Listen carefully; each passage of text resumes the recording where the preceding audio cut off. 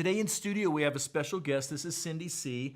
And Cindy has spent years in natural resource management and communication. And out of that experience, she's got some great ideas for us about the creation and the relationship of Christians to creation. And a lot of that she's expressed in a very creative way in a book that she's written. Cindy, show us the book. Tell us a little bit about that. And then we're going to talk about some ideas that might be inherent in it. Sure. This book is called Return to the Wilds. It's a dystopian youth fantasy. And the idea is a slightly futuristic world where our cities have mostly grown together. And they're big megalopolis, and our technology has really advanced, so there's plenty of food for everyone and air, and we have things on our heads so we don't have to listen to noise. But it's a very built environment. It's very artificial. And there are a few remnant parks on the edges of these super cities. And our key characters are some young people that are in a biology class. And their teacher thinks it's good for them to see the wild. So he has moved some bureaucratic things aside so they can actually go out and see these places. But early in the book, he gets wind of a plot to destroy the wilds. And it's going to typical kind of plot where everyone's using the rules and regulations. And so most of the book is their adventures in trying to protect the wilds. Oh, interesting. Yeah. And so then embedded in that story are some principles that we want to think about a little bit today. Absolutely. And so especially today, the relationship that Christians have with the created order that God made and placed us in. So we look around in our culture today and we see that Christians are not always, in America at least, in our century, have not always been the ones who are the most ardent advocates for keeping the environment, right? And so that's why do you think that might be the case? Well, I think there are a few reasons. I think that Christians tend to be distracted and maybe by some good things. As an example, we feel like our number one calling here is to save the lost and preach the gospel. And that's, that takes a lot of time and energy. And I think that there's a Christian view, and I think it probably goes back a few hundred years, maybe to the medieval times. By this time, we were fully Christianized, at least in Europe. Yes. And we believed that the human race was God's main focus, and that Jesus would come back at some point and recreate this messed up world. Right. So really, our focus was saving people and making sure that people were towing the line, and the world was just something for us to use. Right. And I would think, if you look around us today, there's a lot of that viewpoint today. Yeah, I think so too. Yeah. A couple of things there that you mentioned I'd like to dig in on. Number one is this idea that sort of spiritualizes things. Yes. It separates our role as Christ followers into like these two. One is spiritual, one is earthly or material, and that somehow this one is good and this one's not, is at least indifferent, right? Absolutely. So saving souls forever is great, but taking care of the world that we live in is at a lower tier somehow. At a lower tier, yes. Yeah. And I think, two things. I mean, I'm not a theologian by any means, but the church has always wrestled with this. Yeah. Way back we had Gnostic thinkers that thought that the material was bad and the spiritual was good. Right. So we have been influenced by that kind of thinking. But I think also, in an odd way, maybe we've been influenced by Genesis, by part of Genesis, but not picking up all of Genesis. Right. So in Genesis 1, we know clearly, Genesis 1 and 2, God created the world that we know. He said it was good, and then he created the human race and gave us dominion, and we quote that all the time. Right. And then we kind of think, we can do what we want with the earth. Well, at some level, that's correct. God never did renege that command. Right, exactly. But God also told Adam to till the garden, which is sort of a caretaker role. Right. And God gave Adam the right to name the animals, which means that he was in authority over them. But we also know that the human race fell, and we know from the first few chapters of Genesis that our fall and our mess that we created was so bad that God wiped the slate. We had a flood. Right.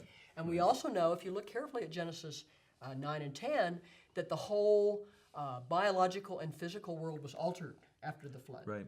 And that the relationship with animals was different, the relationship with plants, the relationship, we had rain, which we hadn't had. You just keep looking at that. Right. And so what I need to say is that although all that was altered and God changed things and God protected us, God didn't take away his command to steward the creation. Yeah. We still are stewards. And this view that the creation is just for us to use is not a biblical view. Right. It's a human view. Right. We think of dominion in terms of how can we impose our desires or our will on Absolutely. things.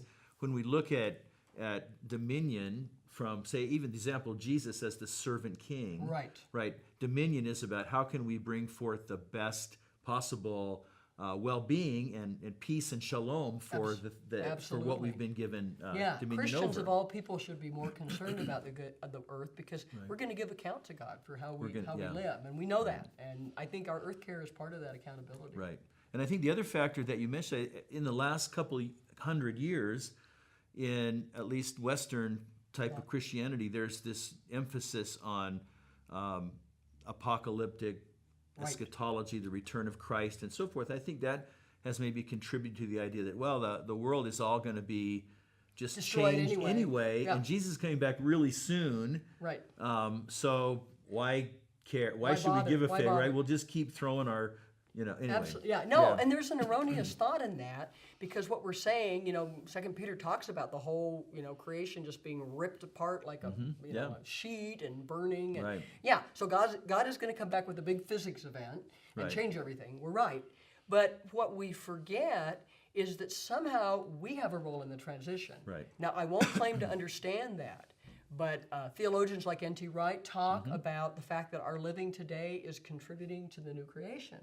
And there's some biblical basis for that. You look at Romans 8. Right. Romans 8 is a favorite chapter of mine because it talks about no condemnation for us and how we're living by the Holy Spirit.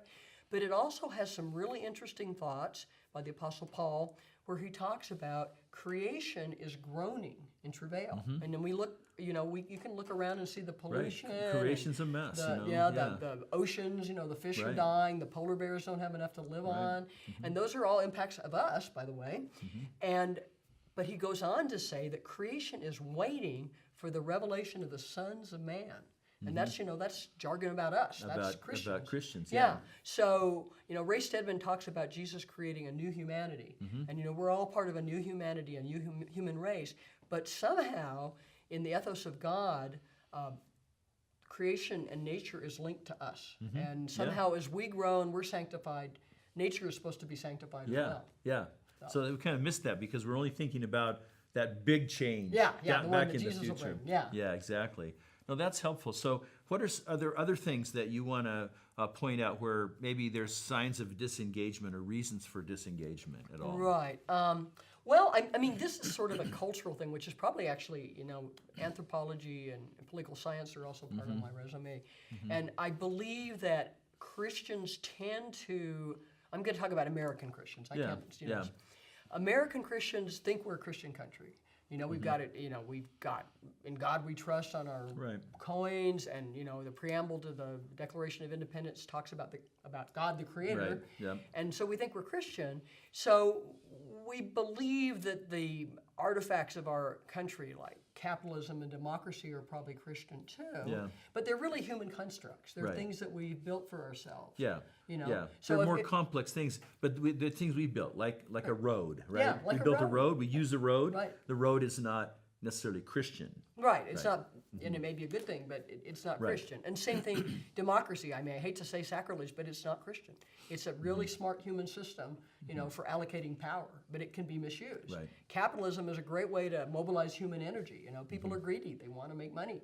But, to justify everything on the basis of capitalism, that might be okay from a human standpoint, but not from a God standpoint. Biblical perspective. So that's just one other area of our distraction. I think. Yeah. So where do you think we go with this? How do Christians re-engage? What are some practical things that we can do? Sure. Well, the simple thing is really get outside. My husband and I worked in natural resources, I can't say it, for many years, and we finally decided what we needed to do was go to the wilderness, because the wilderness is pure God. The wilderness is a place where the human race is only a visitor. We're not allowed to bring our stuff, our technology, our roads.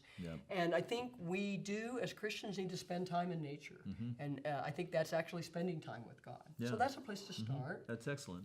And then I think, let's revisit our Bible. Let's take a harder look at Genesis 1 to 11 and see how God designed the world and what God told us to do and what we've done to the world. You know, look at Genesis 10, where the first thing the human race did was build a big city. Right. Well, God didn't think that was a good thing. Yeah. So maybe we need to re-examine our technology and say, well, you know, maybe that isn't God's best. Yeah, that's excellent. Yeah. Great. Well, thanks, Cindy, for joining us today.